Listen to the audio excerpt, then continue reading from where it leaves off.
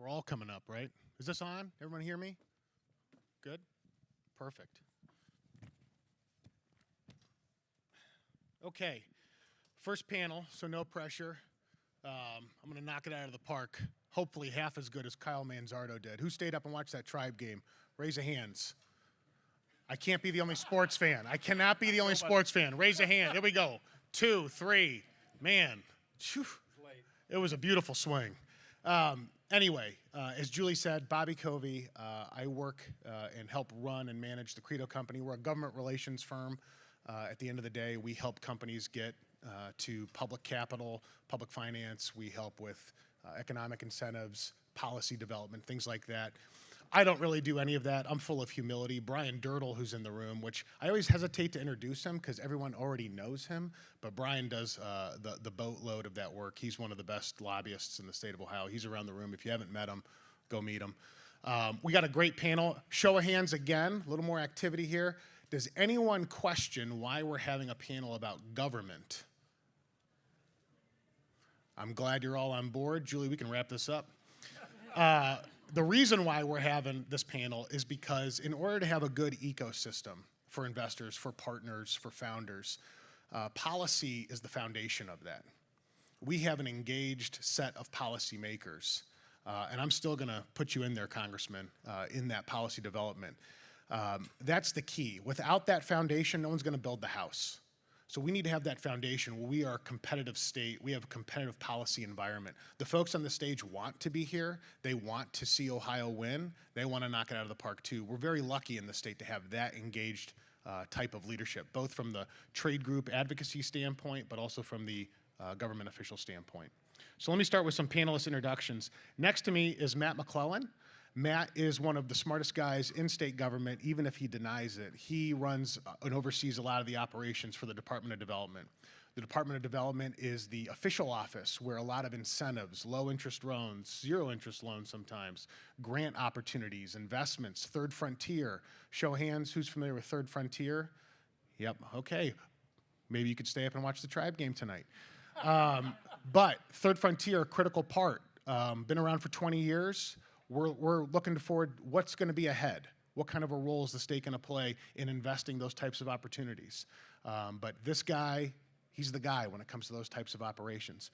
Next is Representative Sweeney. Folks, if there was a poll of who was one of the most responsive and likable legislators, Representative Sweeney would probably win that contest or at least tie. Your reputation is fantastic. So glad you're here. Asset to Northeast Ohio, too. She's right down the road. We're lucky to have her. Steve Stivers, CEO of the Ohio Chamber. There's a thunderbolt that was inserted into the Ohio Chamber. It is not your grandfather's Chamber of Commerce. Steve Stivers made it that way. This guy's crisscrossing the state like you're running for statewide office again. It's impressive. We're lucky to have you at that organization. Thank you for supercharging that organization. Former state senator, military veteran, former congressman, high-ranking congressman, very lucky because he can see things from both sides of the mirror. And last but not least, this guy, man, a friend, a mentor, one of the leaders in the state, Senator Jerry Cirino. I always tell people he's got a bio that's probably about 9 pages longer than anyone else. He almost fell backwards into politics. This man has been engaged with private equity, $7 billion plus companies, turnaround specialist, businessman first and foremost. I don't know how many business transactions you've been a part of or exited. It's impressive, but he also happens to be one of the senior ranking members in the Ohio legislature making policy. So he's laser focused on what all needs to be done here. Okay, I think I got all the bios there. So I'm going to start with the first question, if I can get to it.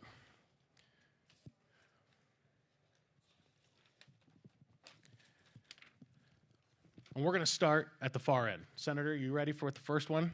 Right. I am What ready.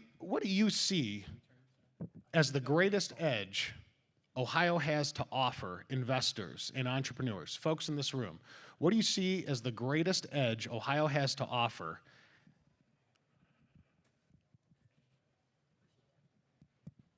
Okay, my apologies. Thank you. It's great to be here with all of you this morning, and for those of you coming from out of state, welcome to Ohio and welcome to Cleveland. So I think Ohio has, I'm a little bit biased. I've been here for 73 years and have never left Cleveland except to do extensive travel. And I think there are many things that I think our state has to offer to potential investors coming to Ohio. You know, let me just run through a few of them. We have a great network of private colleges and universities. We have 14 public universities that the state kind of oversees, and 58, I believe, private colleges and universities. We have community colleges, 22 of them, that are also meeting very specific needs from a workforce standpoint. And many of those universities are very heavily engaged in research, okay? And you probably know which ones those are, certainly Ohio State primary amongst them. We have very aggressive programs regarding tax incentives for investors, for startups, for companies looking to locate in Cleveland or expand in Cleveland. And what I like most is we have a great technology base in the state of Ohio. When you look at what we have represented, and I'll just cover a few of them, it is not exhaustive, we have defense contractors, we have aerospace systems and critical parts manufacturing. We have information processing, process control companies. Of course, we're making chips, will be very shortly in Ohio. Medical devices, a lot of them right here in northeastern Ohio. And we are preparing for, working with the administration and the Department of Development, making sure that we have infrastructure ready to accept on short notice companies that are looking to either relocate here or expand here.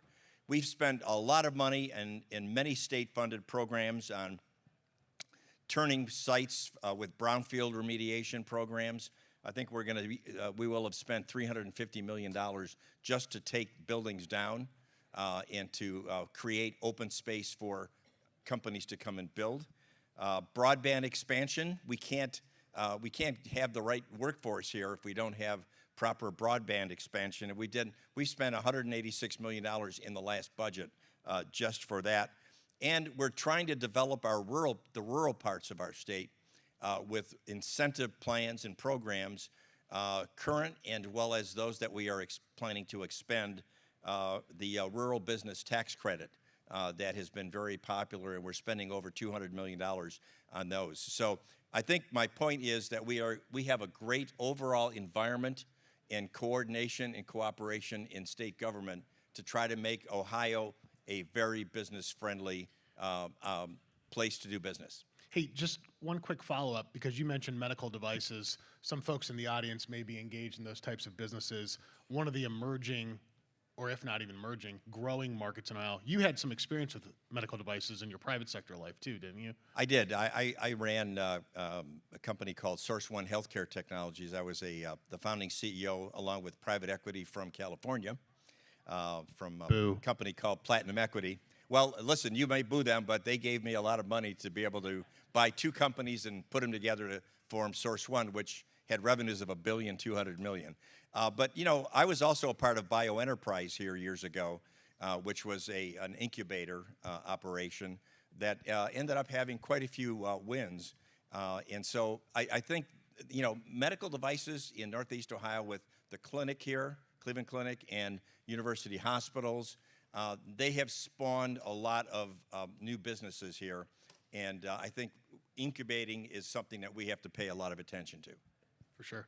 Steve Stivers. So welcome to Cleveland, everybody. Who's from out of town? Raise your hand. A few folks. Great. Welcome, and thanks. It's great to be here with you. Ohio has a lot to offer. One of the things Ohio has for founders, 27 Fortune 500 companies, about 4,500 middle market companies. As companies get big like that, they have big problems. Those big problems create opportunities because somebody's got to solve those problems. That's what founders do. Ohio has diverse talent. Jerry alluded to it. There's 650,000 college students in Ohio in any given day. We import people to come to college here. We need to keep more of them here, but we import people to come to college here. And for investors, we have a fairly stable and business-friendly political climate. To quote Jim Rhodes, profit is not a dirty word in Ohio, and I think that's a good thing. All those things, to me, make Ohio a great place for founders, a great place for investors, and a great place to live and work. Representative Sweeney, what do you see as the greatest edge Ohio has to offer for an entrepreneur or an investor who's looking at Ohio? So I would agree with everything that has already been said. The one thing I will just add is something that I've seen in my 6 years or 10 years of being in the legislature, 6 years of being elected, is such a change of looking at starting of not just our colleges and universities, which we do have some of the most diverse and world-renowned research centers in this state, is actually starting and looking at how do we engage young people at third grade, at kindergarten, and really, we just gave $200 million to our career techs to make sure that every career technical center in this state actually has the ability to have the machines that are being worked on in today's market. And that's something that I know other states aren't doing, that we've been on the forefront of. But I think all of that, everything that's been said, we have been laser focused on this area. But the one thing that you can't legislate, that other states can't just replicate what Ohio does, and I think that the former speaker, Julie, had hit on the head, is what Ohio is, what we are as Midwesterners, that this is a place that feels like home, even if you're not from here. It's a place that you can actually afford to live here. And I really have seen, and there's been a lot of research of this cultural shift after the pandemic of people valuing quality of life, people valuing community, and there are places, in Florida where you can't even buy home insurance, and people can't even afford to live on the coast. And we've seen these projections that Ohio, I think, has the most potential, almost than any other state, to actually grow, have more people come here, because you can live in a big city like Cleveland, but it can't have that small community feel, that it is friendly, and that we are so welcoming to new people. And I think that's something you just can't legislate. That's for sure. That's a great point, especially at the career and tech schools. I think Ohio is laser focused on becoming a tech talent factory. If anyone likes that, I want to trademark it before you use it. But we used to be a factory or a manufacturing hub of a lot of things. I think what Ohio is focusing on, both at the policy level, educational level, is being that factory of talent. Businesses go where the talent is, and I think there's a big focus on that. So thanks for bringing that up. Matt McClellan, the greatest edge you think Ohio has to offer investors, entrepreneurs? Good morning. Well, first off, we're getting a little carried away in here, so if everyone can calm down a little bit. It's okay to be excited. There's a lot of positive stuff happening in this state. I think when I look at the best edge that Ohio has, I think of three things: collaboration, investment, and quality of life. It's been mentioned by the other panelists up here, but Ohio collaborates very well between the public and private sectors. Now, if the Lieutenant Governor were here, you'd probably hear from him, and I hear all the time, those who collaborate best win. And I think that's why you're seeing a lot of wins in Ohio. We also, at development, collaborate well with our partners at Jobs Ohio. This is a unique structure. We're fortunate to have it. They've celebrated their 10 years, and it really helps set our state apart. The investment, Senator Cirino touched on this, we are putting a lot of money in the ground.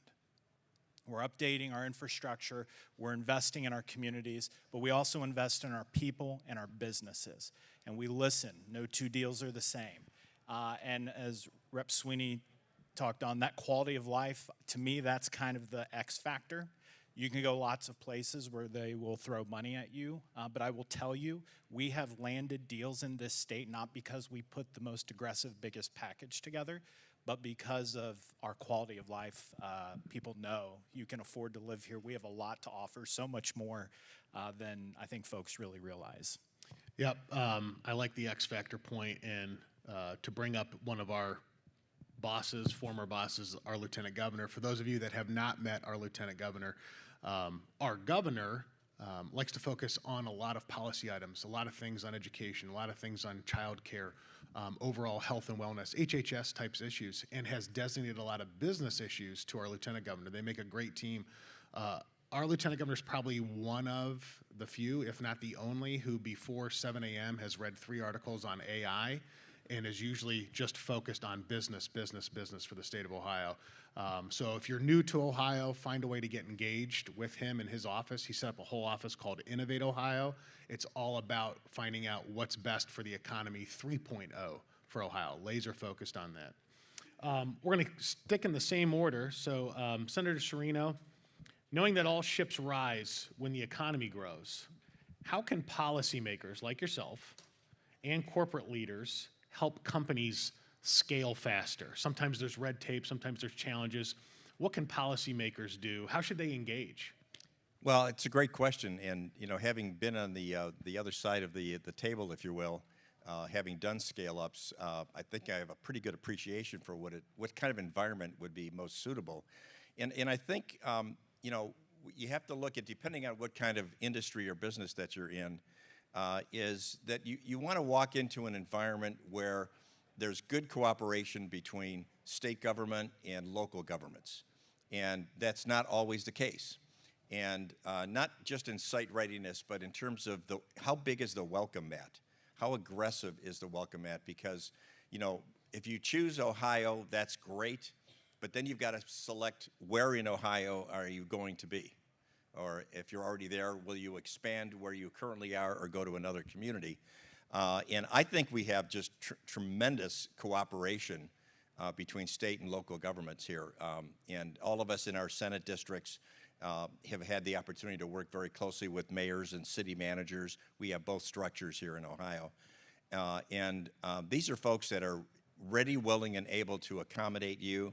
We've been doing a lot of things at the state level of reducing regulations, making sure that we are business friendly, while not putting our taxpayers at risk in any way, shape, or form.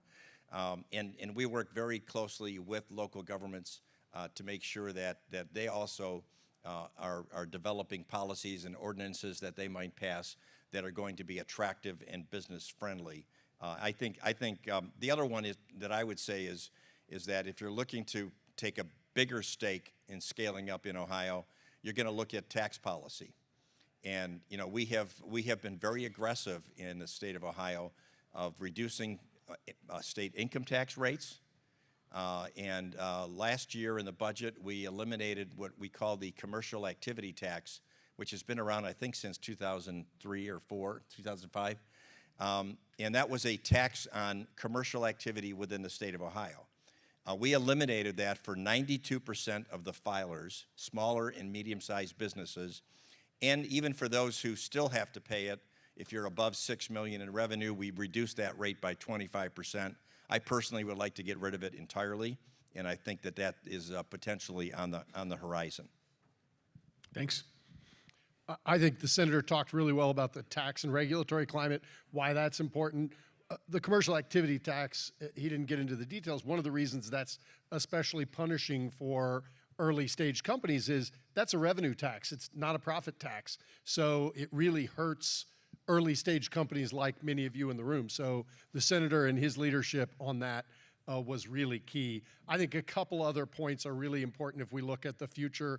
One is for early stage companies, we have to help them as they're burning cash and not generating enough cash. So when we look beyond the third frontier to the fourth frontier, we need to look at what are we going to do to support entrepreneurial companies as they scale, take some of that burden off of them and help them scale. The second piece, obviously, is talent. I talked about the 650,000 college students in Ohio. We lose too many of them. We need to keep them here. There's a program that we're working on that we think will help do that by connecting them with companies while they're in college, getting an internship, getting to know folks. Hopefully they get a job and then stay in Ohio. And I'm going to use a technical term here. If we were going to keep people and attract people in Ohio and Cleveland, we have to make Ohio and Cleveland, this is the technical term, fucking cool. So when you look at the lakefront and look at the fact that, we underutilize the lakefront more than any city in the country, we got to do something. Whether it's stadium-based or not stadium-based, the lakefront is going to make Northern Ohio a magnet for people to recreate and have fun. We also want them to shop and dine and create commercial activity when they do it. So there has to be real development on the lake. And that is something that has to happen regardless of what happens with the stadium. I think the Haslams and the Browns have two really cool options, and whichever one they choose, we have to focus on the lakefront. Even if they go to Brook Park, which I think is really cool to have a dome stadium, we got to do something really cool with the lakefront. Just go to Milwaukee, go to Chicago, go somewhere else where they've done stuff with it. It can really add vibrancy to a community and make people want to live there. And that's important for talent. So I think those are the key things in addition to the regulatory and tax stuff the senator talked about. That's a great holistic view, and I think that's just one of the talents and assets you bring to the role you're in now at the head of the chamber, having seen the policymaking side, and then also hearing from all the businesses engaged in the chamber, knowing that that rises to the top. You're not just making that up. You're not just saying that. That is important. Representative Sweeney. Yeah, I actually was going to go a different direction, but I actually completely agree with the former congressman, and I'm proud. We actually had an opportunity that I don't think will ever come again in this past budget cycle, where we actually had a $7 billion extra cash on hand for a variety of reasons because of the federal investment that basically during the pandemic, we budgeted very conservatively, which was a budget I supported because it's what we knew at that time. And thankfully, we got a massive influx of cash, but actually left us with those dollars. And one of the things that we did in the state budget this past time around, which I am the ranking member of the budget committee in the House, was putting aside $700 million. And I was proud to be one of the lead people to actually get $20 million into the lakefront, regardless of what's happening with the stadium. Because we are, as someone who grew up in the city of Cleveland, knowing people who've never actually had access to the lake, it is something that for the past 100 years, mayors of city of Cleveland have said that they've wanted to do but haven't. And we have a mayor who is young, who is doing the work to actually put the money where his mouth is. And I was happy to help deliver $20 million to try to get some of my friends back into the state because it is more. I will say the weather is a factor, and that's something we cannot control. But when you are looking at that quality of life, what young people want is access to the waterfront. We actually have a fantastic transit system. Young people want to be able to ride rapids and have bike paths, and that's something that the city of Cleveland is going forward. Also, I'd be remiss not to mention within that pot of money, I was also able, out of the House Pass version, to actually get money specifically for Jumpstart to help their new building in the Midtown corridor with the Cleveland Foundation. And so it's not just about the taxes, it's the holistic viewpoint, and I'll continue on about that hopefully later, about some of the other things we as policymakers can do to actually make it better outside of just taxes. But I can't help but bring up the one thing I wish we would have cut and addressed that we did in the state budget, which is property taxes. If you live in Cuyahoga County, we just went through our revaluations. I can't go to a single community meeting without individuals being very fearful about being taxed out of their home.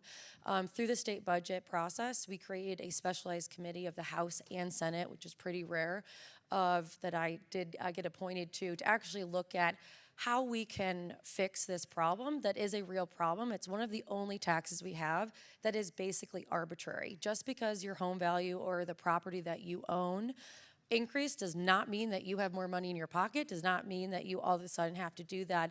When a lot of other taxes, whether you like them or not, are based on your ability to fairly pay it. And so I am encouraged of the work that is happening. There is not one lawmaker, Republican or Democrat, in a economically disadvantaged area or a more affluent area that is not facing this problem, because we are basically allowing these property taxes to arbitrarily rise, and the state has yet to address it. So I'm hopeful that there has been a real laser focus that we can help all property owners in the state right that ship. Yeah, and that full circle, that goes back to how can you help scale people or scale faster? You can't scale without people, without talent. Well, if you don't have housing, it's going to be a hard time to get the people here. So that's why we're talking about that. One thing also I want to just point out is when you have the state senator and the state representative here, they're both telling you about policies they're forging ahead with based on listening. These folks are full of humility. It's not just, you know what I think what ought to be a great policy that I'm just going to author? That's not the perspective. These legislators take the time to say, what does the market demand? What do the people demand? How do I respond to that? So we're lucky to have Representative Sweeney and Senator Cirino reacting to the needs of the market. Matt, how can, same question, how can the state, how can the Department of Development help companies scale faster? So first, I think it's continuing to lean into those public-private sector opportunities from us. And, we seek that out. Our approach at development is to get to yes when we're faced with a question. Can't always do it, but that's what we try. I think also it's, we've been fortunate to have in place for the last 2 decades now, the Third Frontier Initiative. It's helped support a lot of the services and company startups to get through what former congressman was touching on, that technology valley of death, and because we want you to be successful. So I think continuing to seek out ways that the state can come alongside and be partners. And 2, for us, the good work that the representative and senator do when they hand those things over to us to actually administer, it's making sure we're getting money out into the community and we're working with them to share kind of lessons learned, best practices, so that we are investing the money we have in a smart and strategic way that positions the dominoes to fall. Because we've been fortunate over the last couple years. I will share one stat that always blows my mind. When I started at development, our annual budget was about $1.2 billion. Good chunk of that's federal money. We're now around $4 billion. Still a lot of federal funds, but there's also been a lot of state funds that we're investing. So this will not happen again. I don't think I will see it again in my career, but we want to be thoughtful and intentional with where we put that money. Yep, that's a great perspective. This agency, again, is on the front lines of a lot of the issues that you guys care about. So get engaged with the Ohio Department of Development. Matt and his team, Director Mahalik, they have a lot of tools that can be helpful. Back to the front, and Mr. Stivers, I think you might hear about this from your members too, so I'm interested in your opinion on this. But do you all see any upcoming policy changes impacting startups, investors, founders? And I'll start with you again, Senator. Well, I think there's so many issues we can deal with here, but let me just focus on one of them. A year ago, or maybe even 2 years ago, I would have suggested to you that that getting workforce development was going to be the #1 impediment to further economic growth. And workforce development, workforce availability is still out there, as many of you know. We're still trying to change our educational system, keep young people in Ohio to try to make that happen. But I would think right now, in terms of looking out ahead, and for those of you from California or Texas will know what I'm talking about here, and that is making sure that we have policies in place now or in the very near future to meet the energy requirements that we are going to have in years to come. California, just in the last couple of weeks, had some major issues, mainly due to the temperatures out there, but it suggested how tenuous the grid is. And in Ohio, we have 2 nuclear power plants here. Thanks to the efforts of many people, remain open and operating. There was a move a number of years ago to allow them to shut down.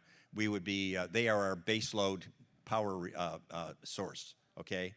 And since 2010, I think we've lost 15,000 megawatts by the closure of coal plants. And we all would like not to burn coal. It would be great not to have to breathe in the air, but substitute it with something. And so right now we are part of a grid of PJM, which is a network that manages the grid for, I think, 12 states plus the District of Columbia. And we know that businesses in the future, particularly with AI and data centers, they consume enormous amounts of power. And we have to make sure that we are prepared to deliver that baseload power, whether it's additional nuclear, which involves the federal government, certainly, or some other fossil, whether it's natural gas. We are sitting on a massive abundance of natural gas here in the state of Ohio. And we need to tap into that. We need to develop policies and a strategic plan to make sure that the energy in the future is going to be there when all of us need it. It's a great point about the energy. Again, another holistic view. Whether you're manufacturing medical devices or you have a startup in technology, that's a lot of electricity. If that becomes more scarce, price goes up. Eventually, you're at capacity. We need more of that. We already have a legislature laser focused on that. Steve Stivers, what do you think? Well, I want to second what Senator Cirino said. We have to focus on electric generation in Ohio, and it has to be base load. We're all for all types of energy, but you have to have base load. When somebody wants to turn those lights on, you got to have dispatchable power that's going to be there to turn them on. So I think that is a key issue to the entire business climate in Ohio, with the electrification of automobiles, with the rise of data centers, with onshoring of manufacturing, reshoring of manufacturing. It's really driving a dramatic increase. Two other things I want to quickly focus on that I think Ohio needs to really stay focused on, and that's attracting and keeping serial entrepreneurs in Ohio. Somebody gets an exit, they make a little money, they want to chase the climate, to Representative Sweeney's point. Well, that's why we have Cleveland Hopkins. You can leave whenever you want. We just want you to live here. And you can live here 180 days a year. You can be gone the whole winter, but we want you to be Ohio-based. That's really important. And I think we need to create tax incentives for serial entrepreneurs to claim Ohio as their residence. The other thing I think we need to do is encourage more angel investors in Ohio. One way to get great Ohio-based investment that's not good. Everybody knows the story about VC, where the VC pulls you into their orbit next to wherever they're located in California or Boston, wherever. So your company moves, the jobs move. Ohio-based capital. We need more Ohio-based funds. Thank you, by the way. But we also, I think, need to encourage, through tax incentives, more angel investors in Ohio. And I think we can do giant tax advantages to encourage that. And that's Ohio money supporting Ohio growth. I think those two focuses will help really supercharge the startup environment in Ohio. Representative Sweeney? Yes, to Senator Cirino's point, it was a perfect segue to plug a bill that I just passed in the legislature, which is House Bill 79, which is a bipartisan legislation with a Republican Bill Seitz from the Hamilton County area.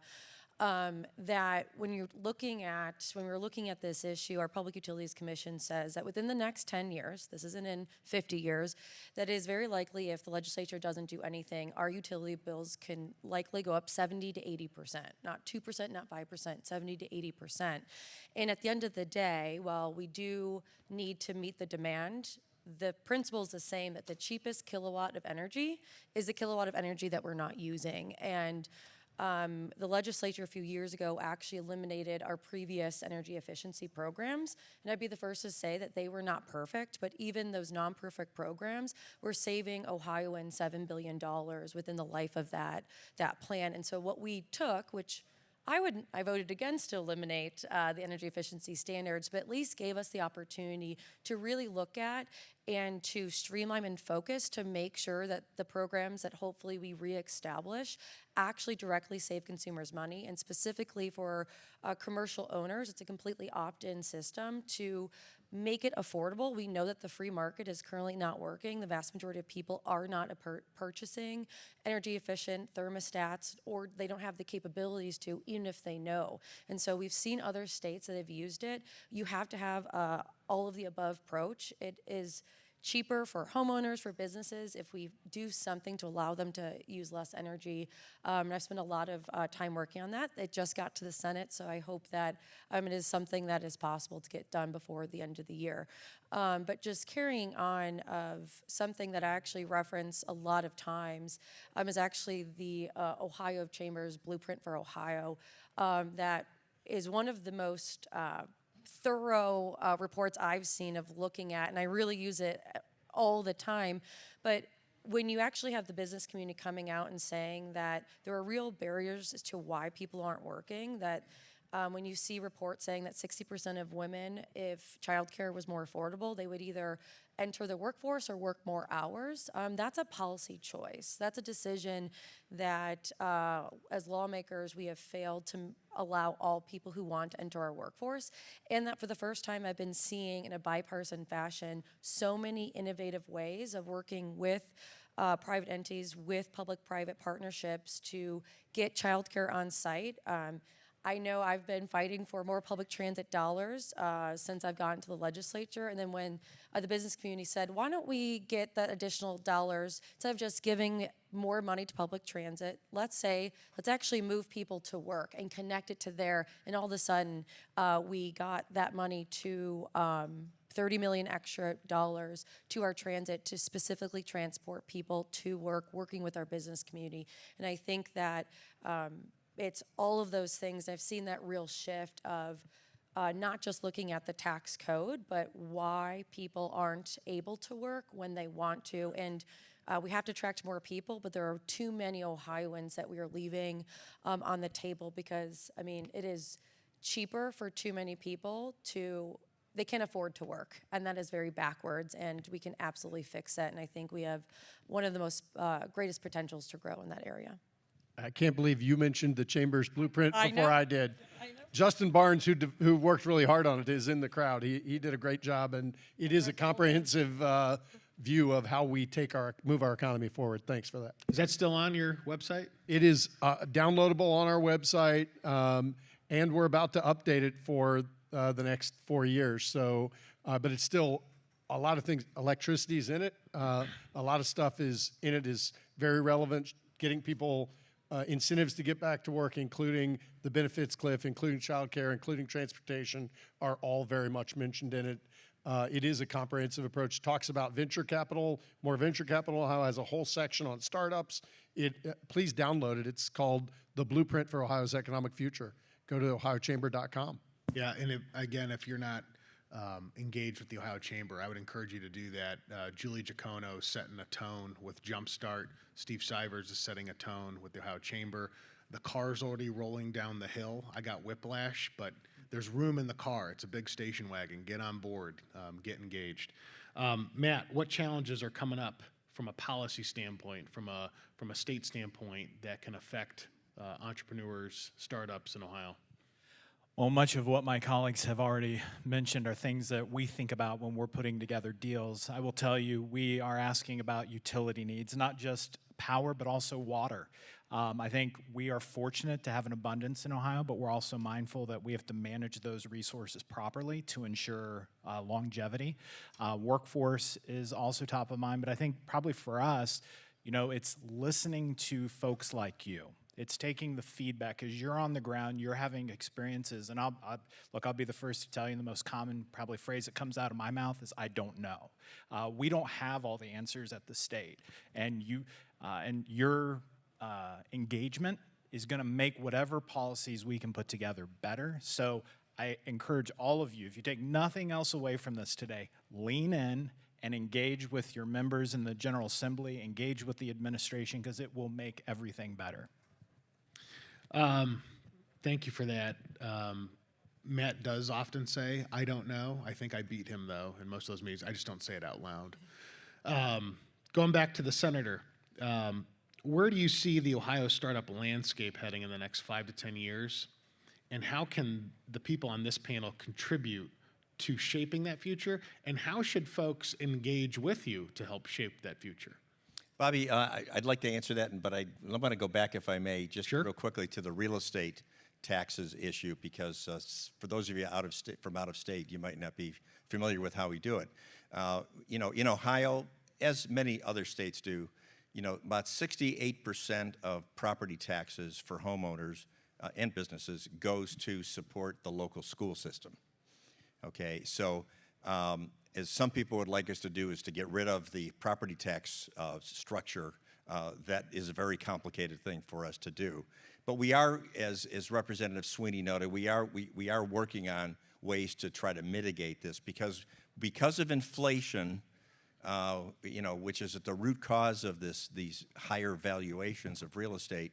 it is making, or going to, when the numbers come out, make it difficult for people to stay, particularly on fixed income, to stay in their homes, just because the value of their property went up. That's as dumb as taxing unrealized gains. When you think about it, that's an unrealized gain, right? And so we don't want that to happen, and we're going to figure out some way to try to mitigate that. We can't probably completely resolve it, but there are some solutions that we have at hand. In answer to your question, Bobby, the one thing that I think is really important here, and I mentioned earlier the great universities and colleges that we have in the state of Ohio.